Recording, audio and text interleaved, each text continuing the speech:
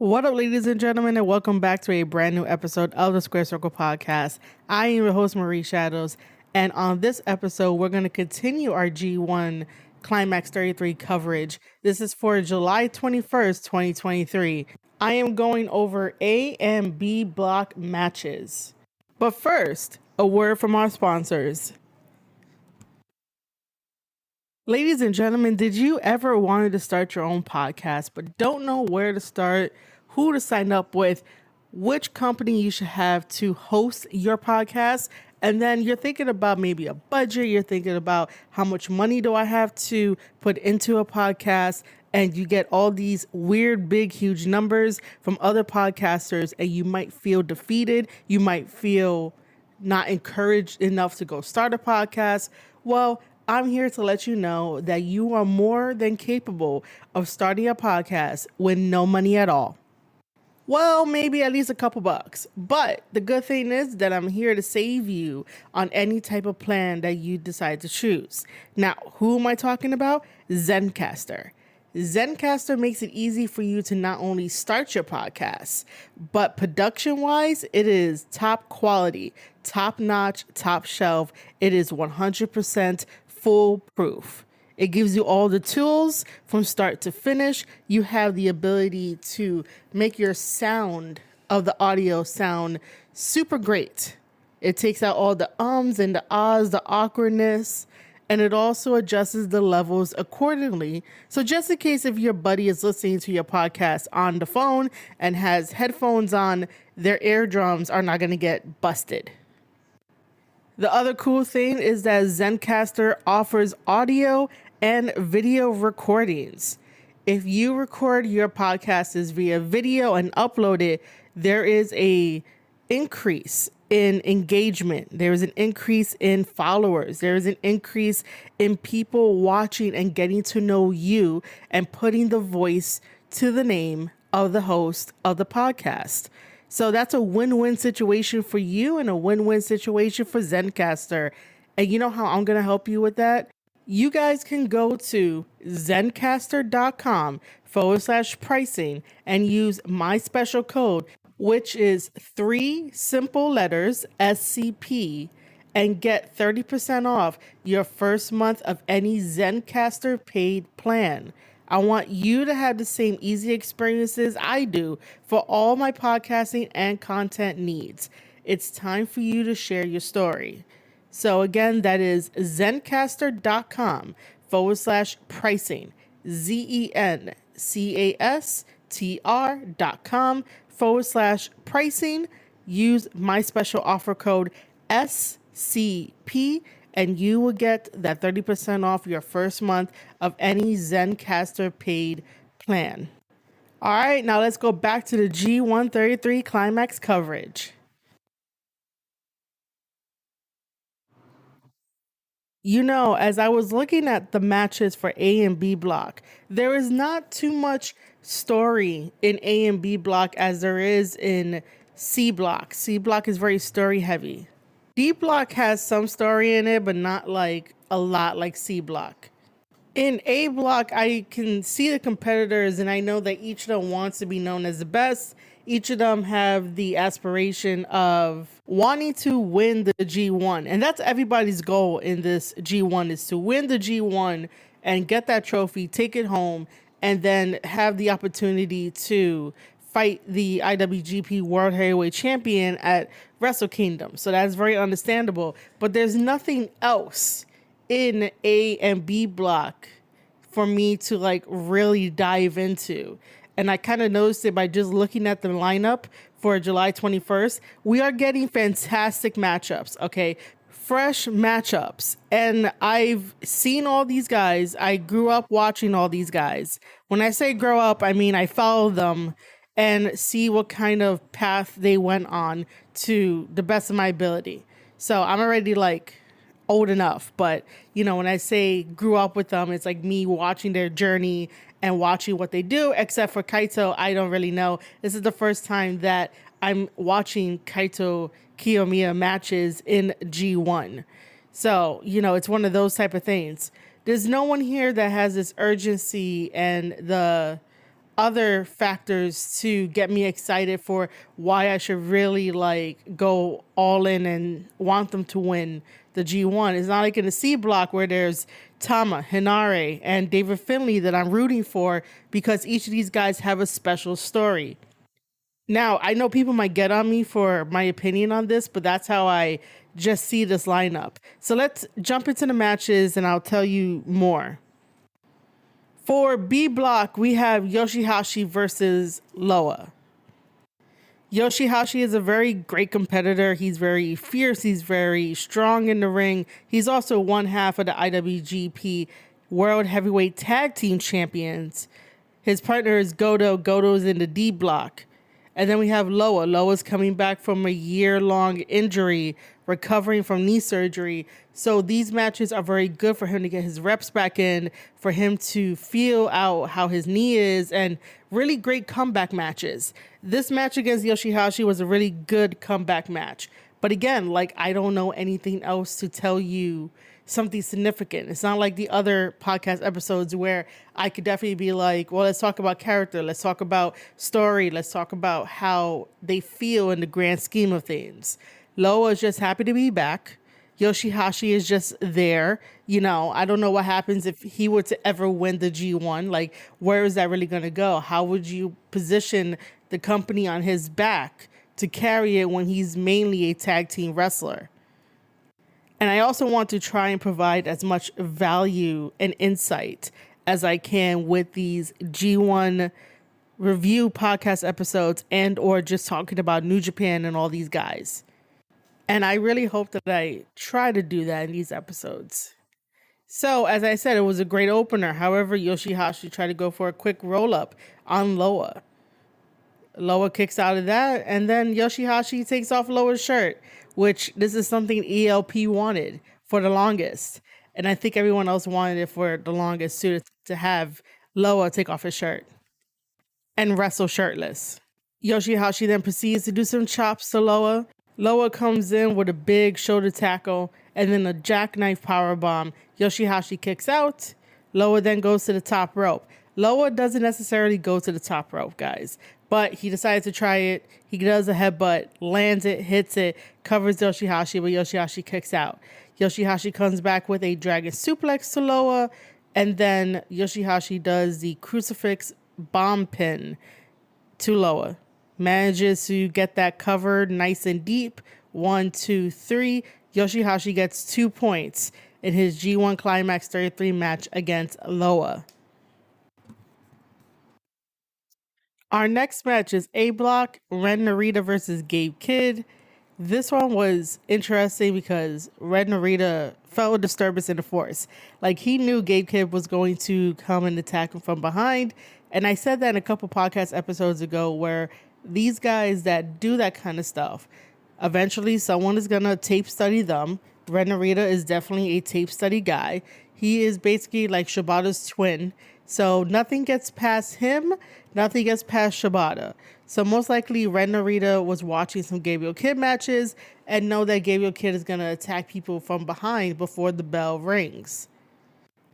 This sort of spooks Gabe, but they still have a little scuffle at the entrance ramp until Ren Narita goes into the ring and yells in Japanese for Gabriel Kidd to get into the ring and fight him like a man, and that is what Gabriel Kidd does.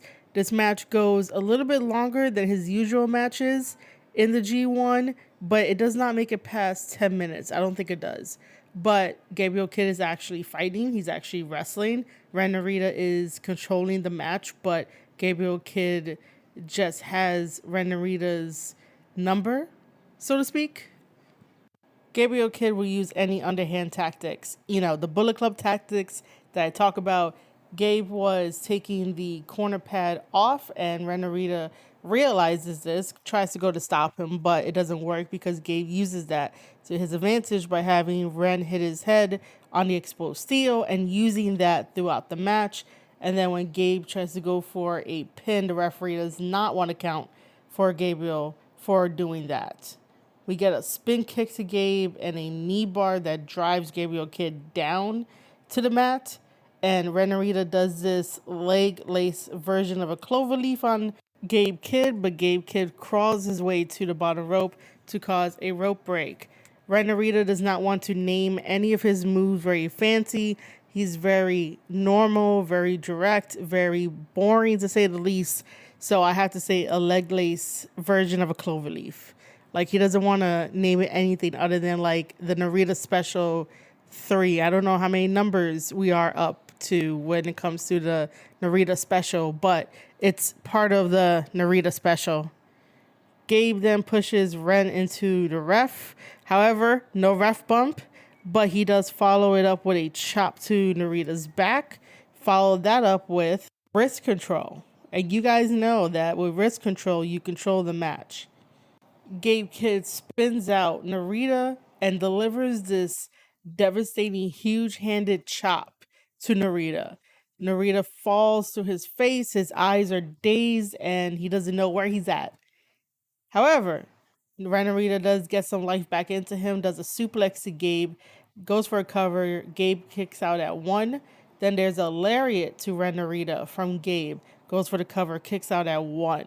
Both of these guys are not going to go down very easily. Both of these guys grew up in the dojo system. They trained together, and they are forever rivals.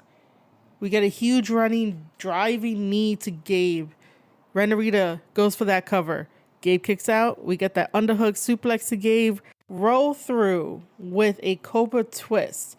Gabe breaks free, holds the ref so the ref doesn't see this. Low blow, goes for that power driver cover, and Gabriel Kidd gets the 1, 2, 3 and gets 2 points for his G1 Climax 33 match against Ren Narita. I will say this though, that despite anything, Gabe is very resourceful. He is using all the knowledge that he has gained over the last 14 years of being in this business, being a wrestler, and he is using it while he is in Bullet Club, and he's using it very smartly. You may agree with his tactics or disagree with his tactics, but it is working for him. It is getting him points, and he knows when to use it and when not to use it, and when to get the crowd into his matches and when to just fight amongst them. I will say this about Ren Narita. Ren Narita is going to have to change up his style, his character, and not be so much associated as being Shibata's twin, Shibata's mini-me. As much as I love technical wrestling, as much as I love the psychology behind technical wrestling, it can somewhat be a little annoying to always see it and nothing really changes. Ren Narita needs to learn how to be adaptable and eventually break out and become whoever Ren Narita is supposed to be in professional wrestling, because he's not going to go anywhere. He's not going to evolve. He's not going to be taken by the crowd so that way the crowd can give him energy and support. There are other people that have the crowd support and loyalty behind them 100%. Ren Narita, he kind of does, but not to the extent of the other guys. So I would really think that Ren Narita will have to work on his character and everything like that. Our next match is B Block ELP versus the Great Okan. ELP again has not found a home, has no friends, is on an island by himself. The Great Okan represents the United Empire. He's been using a lot of amateur wrestling in all of his matches, and he's definitely been super serious throughout this whole entire tournament. He really wants a shot at the IWGP World Heavyweight Championship title. ELP, again, is trying to rebuild his reputation because he's known as a comedic wrestler.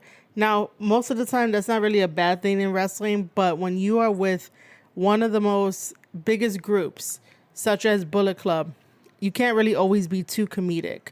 So he got kicked out of Bullet Club, and then now he's on his own and fighting in the G1. And in this match, as much as it was amateur wrestling and then ELP tries for some quick pins to just end the match, we get a head scissors takeover, a huge swanton dive from the outside to the inside. However, ELP misses that.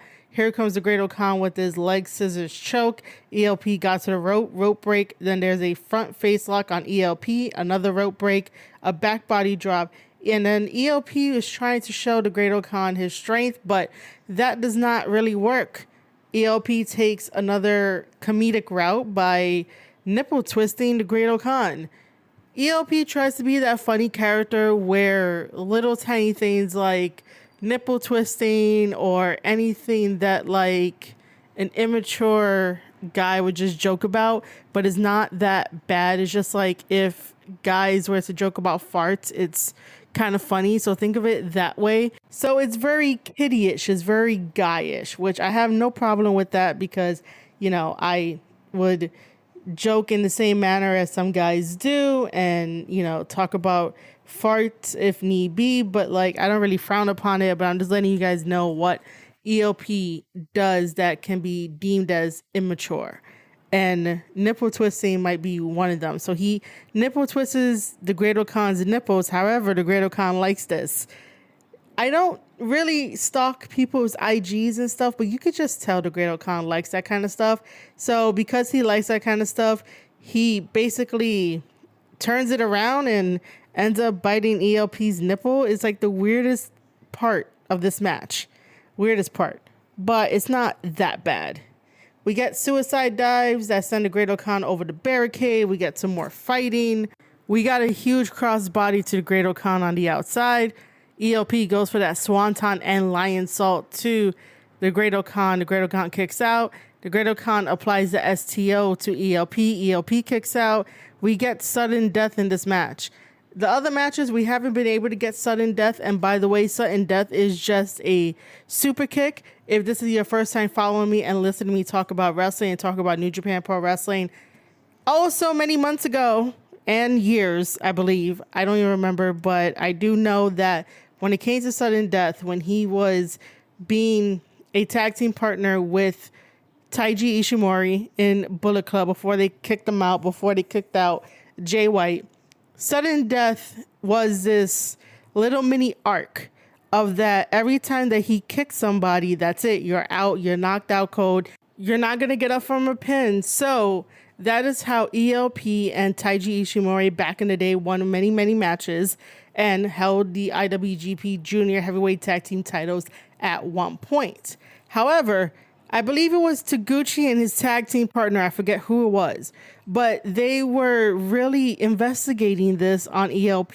ELP's story is that because he is Canadian and comes from Canada, he was super kicking maple trees. And because of that, the sudden death and or the super kick basically became a strong as powerful move. However, when they finally did enough investigation and they finally got ELP's boot off, they noticed that there was a metal plate inside that boot and they showed it to the referee, and then the referee called for a no contest and like threw everything out the window, and basically the appeal of the sudden death move of the super kick that knocked out everybody was destroyed in that instance because it was revealed that ELP had a steel plate in his boot every single time that he wrestled and did sudden death to the opponents, and that's why he always got the victory, because they got knocked out because of the metal plate.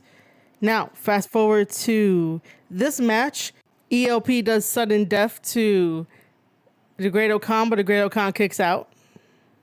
We get an overhead suplex. ELP tries for a lariat. The Great Khan with a huge lariat of his own.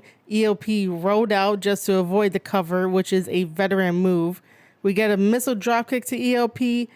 Here comes the Great Khan to do a Tenzan Tombstone driver to ELP on the floor.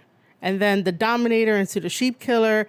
And this is a submission. The Sheep Killer is a submission. It's basically the Great Khan's taped up hands on his face, pushing it to one side so that way when it stretches out your neck muscles, it sort of hurts.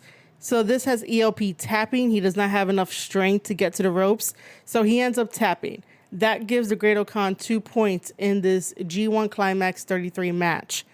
Now, I'm going to talk a little bit about the backstage comments from ELP because no one knows that he was going through this shit. And most of the time, wrestlers don't really tell us their private life as much. That's why during the G1 press conference, we had such a really heavy emotional speech from Alex Coughlin about all the shit that he went through and how he, I guess, maybe had to grieve over here with the stuff that Alex Coughlin said.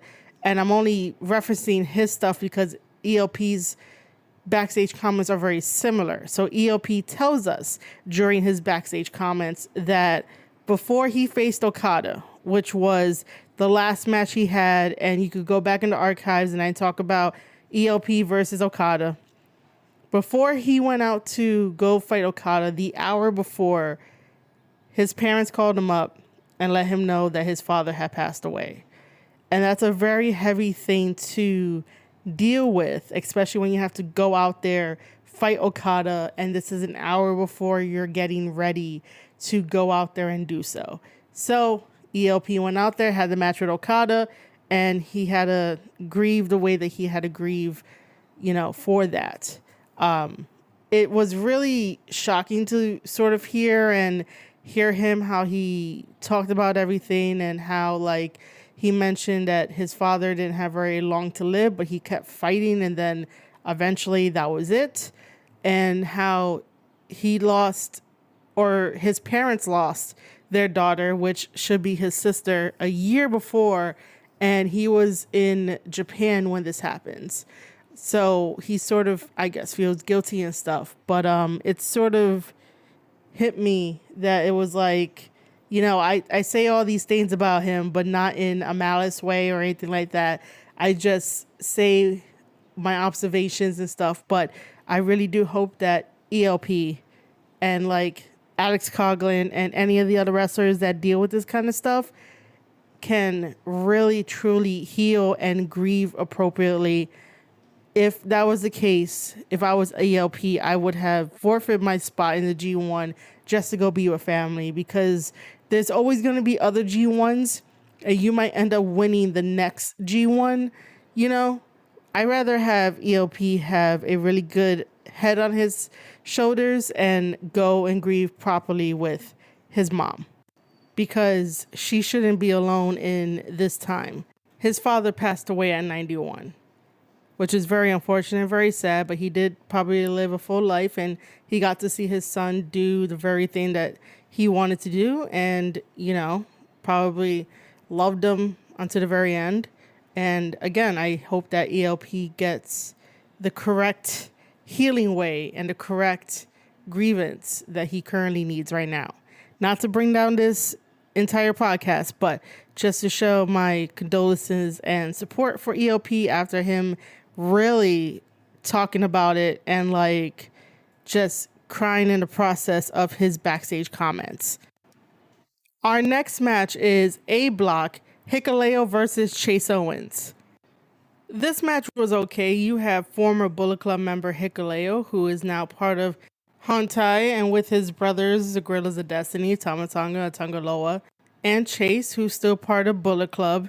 And so this was a match where Chase basically annoys Hikuleo. Hikuleo gets mad. Hikuleo makes some decisions in this match, even though we have Hikuleo basically dominating in this match with some chops and big boots, but Chase is very crafty. Chase has been doing this for a lot of years, and there was one point where Chase was faking an injury, even though on Twitter he revealed that he's working with messed up ligaments in his knee and cartilage that is blocking. So he's fighting with all that, and he goes and fakes an injury and pulls off his knee pad and then uses it as a weapon against Hikuleo.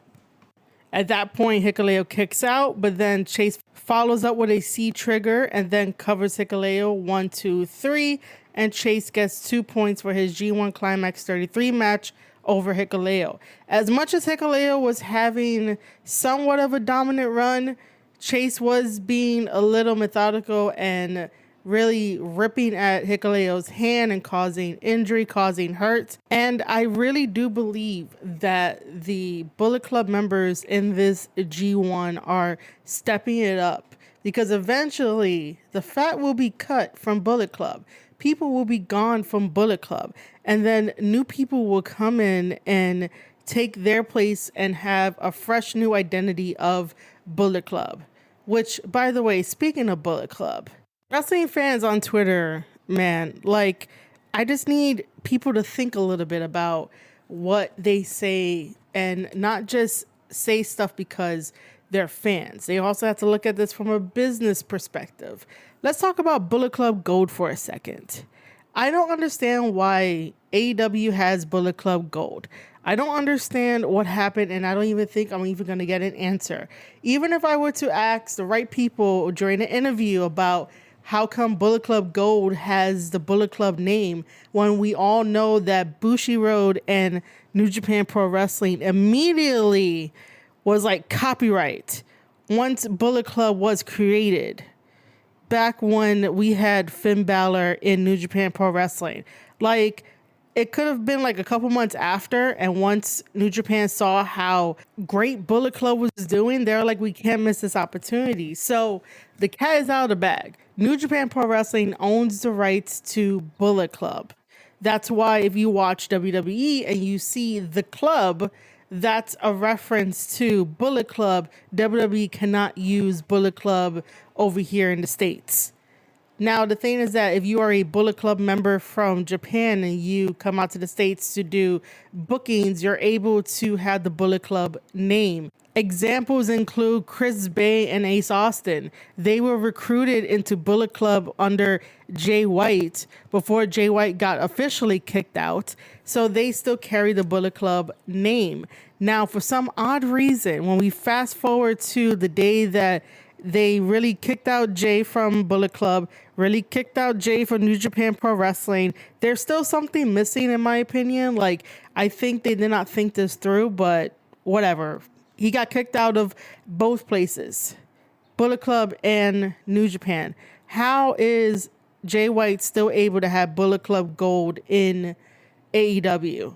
Did Tony Khan pay New Japan Pro Wrestling to be like, hey, let me try to license a little bit of that Bullet Club because Tony Khan and AEW can't make anything original to save their lives? I don't understand. Like, if you get fully kicked out of a place, why would you want to take something that is of the past if you're not going to create anything new with it? That you're just going to continue to try to piggyback off the name so you could be relevant. Now, don't get me wrong, I still love Jay White, but it just doesn't make any sense to me. You go to a brand new company rather than signing with WWE. You go to a brand new company, you still carry the Bullet Club logo with you, and nothing new has come about this new Bullet Club Gold faction. Jay White is still talented. Juice Robinson is still talented. The Guns are talented. Shouldn't you create like a whole new different faction? So that way when we talk about the legacy of Jay White, we could be like, he was a really good Bullet Club leader. Now look what he did on the flip side of going to AEW, and just see his genius and greatness behind of insert name here of his new faction. That's what I have a problem with, is that fans want the best of all the worlds, not even both worlds, of all the worlds of professional wrestling to cater to them. So they don't have to go out and support New Japan Pro Wrestling or any other promotion there is. If they can get everybody that they enjoy, even the new wrestlers that they're like, oh, I could get behind this person. If they can enjoy them from the comfort of their home, then they're not going to be motivated to support at the source because they're so used to that. Oh, don't worry. Oh, they'll go to AEW. Oh, don't worry. They'll go here. They'll go there. That's how WWE got into power. Basically, Vince, back in the territory days, was buying up all the hottest stars, and he knew that if he bought the hottest stars and showcased them on WWF, WWE programming, their followers will follow, and those followers will no longer support the source of where the wrestler that they love first came from. So that's why it kind of bothers me when wrestling fans talk about their favorites. And I understand that you go and support the wrestler. You should go support the wrestler if you don't want to support the promotion, but you should support the promotion. So that way your wrestler can always have work, because again, they are independent contractors. They go where they want to. They do as they please. They are freelancers. That kind of rhetoric gets a little tricky. Maybe one day I'll figure out how to really explain the best way to support wrestlers and support the industry in a very ethical way. But we're not there yet. But it's just the idea that wrestling fans want to be catered to, want to be like, oh my God, my favorite is on TV in this company, so let me support this company, as if this company is the source of their favorite wrestler, when their favorite wrestler has a whole history of like being in New Japan or being like somewhere else that isn't part of the television network syndicate, if that makes sense. All right, let's talk about B Block. We have Will Ospreay versus KENTA. This is the first time that KENTA is actually wrestling with urgency and like using Bullet Club tactics, and this was a damn good match for KENTA and Will Ospreay. A damn good match. KENTA hasn't been himself lately. If you guys don't know, at the beginning of the year, Wrestle Kingdom, KENTA had a hardcore match with Tanahashi. Tanahashi doesn't do hardcore matches at all, and New Japan barely does hardcore matches. But KENTA was very insistent, and so he got his match at Wrestle Kingdom. They had a hardcore match. There was this one scary incident in the hardcore match where they have a ladder. And this is like a very, I guess, old school ladder where you have to like assemble it and make sure someone holds it. But no one was really going to hold it. So KENTA decided to, let me just climb up, do this elbow drop to Tanahashi through the table. And that was life-changing for KENTA. You can see the scar running down his back because of that. And ever since then, he has been totally fucked up. KENTA's other matches in the G1 aren't that good or exciting, but this one against Ospreay, it was like, man, what happened? What woke you up? So this KENTA was very reminiscent to the old KENTA, like really giving Will Ospreay a run for his money.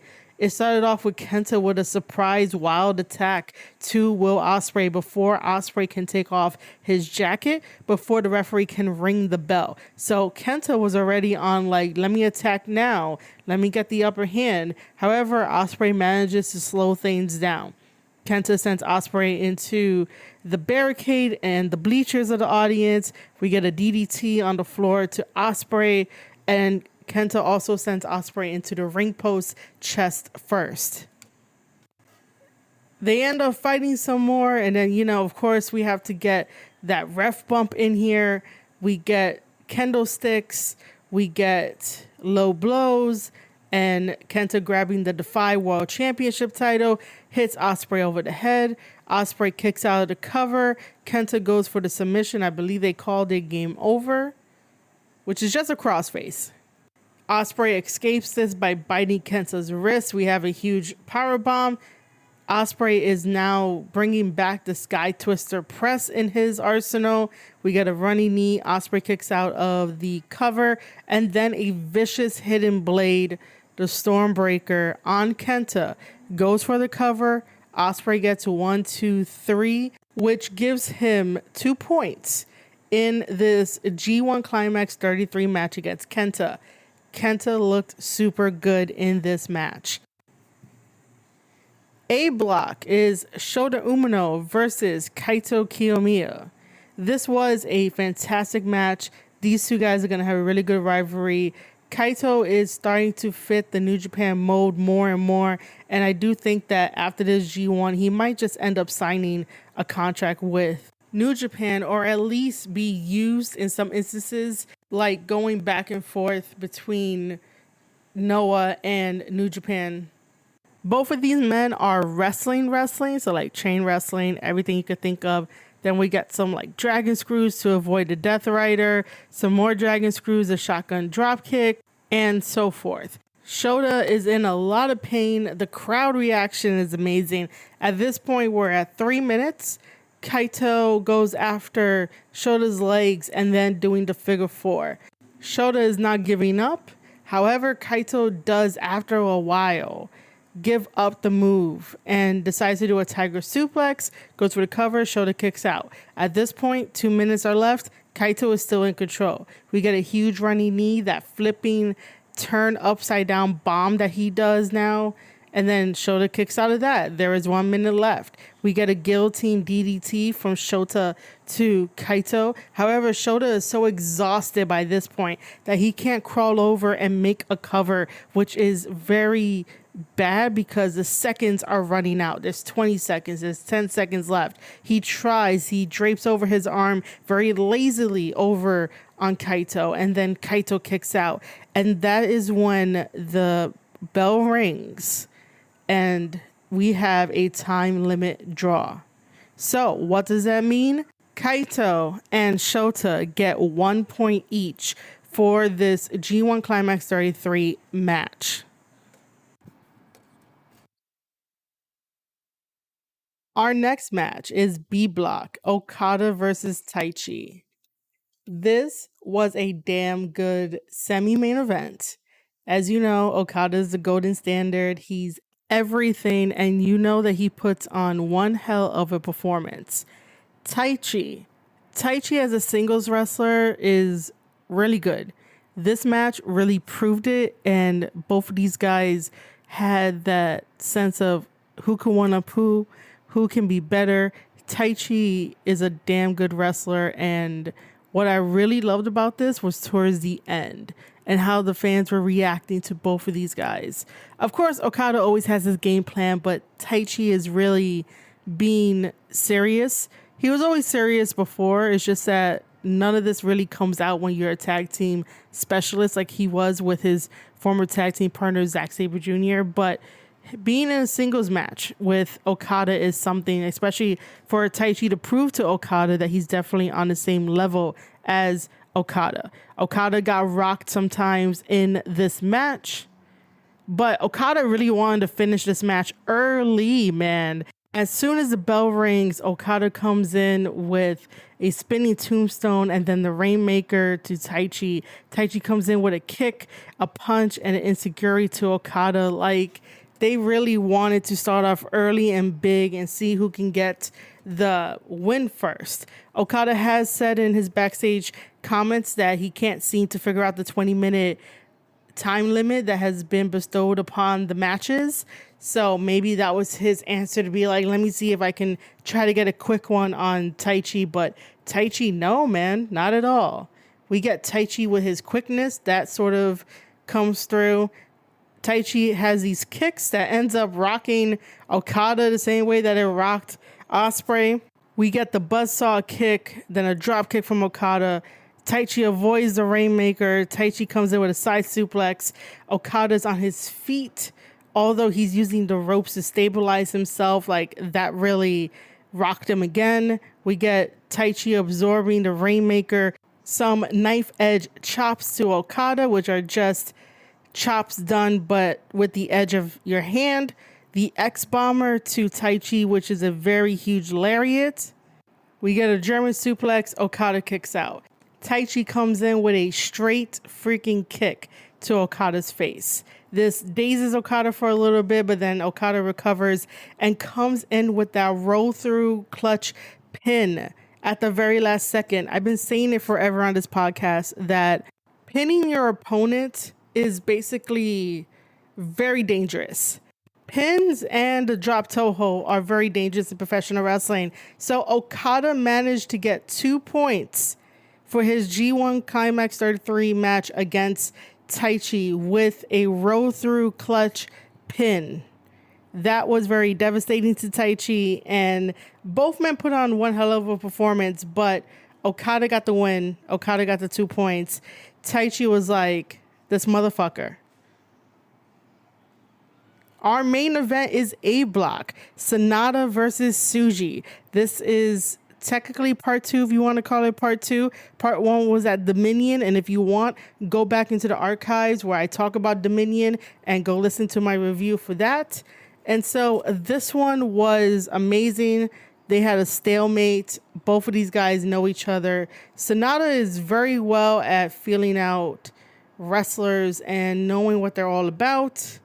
You know, Tsuji is coming in with huge power moves and taking Sanada off his game and really making Sanada work.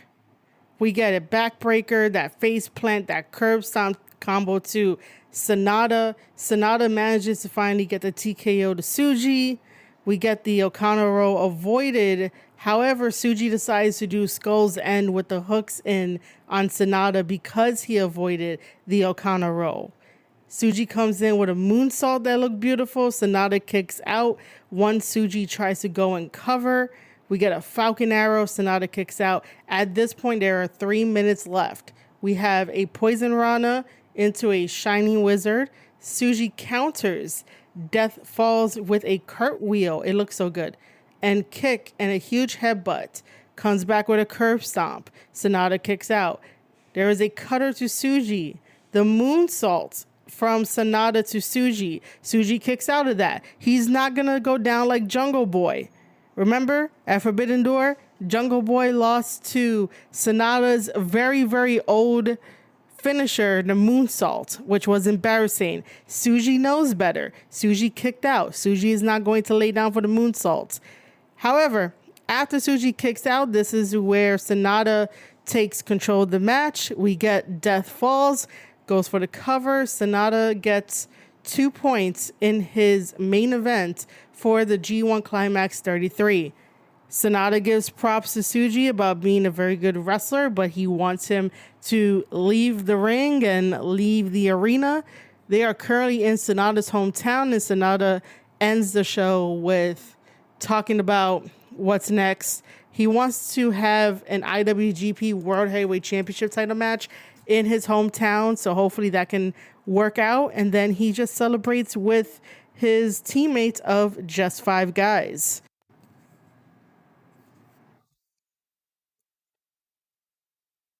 All right, ladies and gentlemen, let's go over the scoreboards or the leaderboards for A Block and B Block of July 21st, 2023.